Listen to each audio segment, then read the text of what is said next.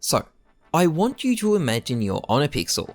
For about a month, you've been doing these bait streams 12 hours a day, hyping up CS2, driving tons of attention to the game and getting huge numbers of people excited for the release. Fat dubs.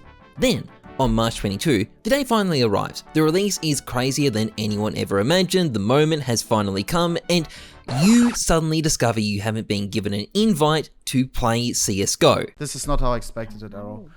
I could cry, bro. I could cry, How did none man. of us get it? This guy though? I don't miss yes. I don't want to go back.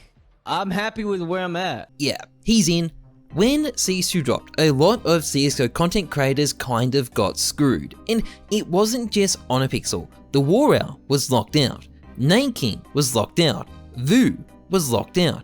Honohor was locked out. Sparkles was locked out. Arrow was locked out. Anomaly was locked out. Furious was locked out. In fact, with a couple of exceptions, CSGO content creators simply weren't invited into the limited release and were mostly reduced to begging for it on Twitter. And I know I made fun of Honor here, but seriously, why wasn't he in right away? There were three main groups of people Valve actually gave CS2 access to on the day of release. A handful of native creators who clearly deserved it, everyone who'd ever competed in a major, and then it was just handed out at random to 2 to 3% of CSGO players. Well, Valve actually says they allocated based on trust factor and recent playtime and stuff like that, but a quick look at some of the people who got it shows that whatever system they used clearly wasn't applying those guidelines too aggressively. Also, apparently a bunch of cheaters got in, although it's hard to know for sure here because Valve accidentally left cheat commands in the game. Now, there are perfectly good reasons to give access to everyone who's ever been to a major. Many of them are very notable active players, and even if they are washed up and hiding in the Valorant scene, it's worth it to at least get them to come back and stream the game for a day and show it to their audience. That on its own is fine. It's just that at the same time, actual content creators who dedicate their life to CSGO and need CS2 to have a job are forgotten about and have to beg for access on social media. Also, Callie got it on his VacBand account. This isn't really that relevant, but it does make the situation quite a bit funnier. Now, Valve did gradually start letting some content creators in.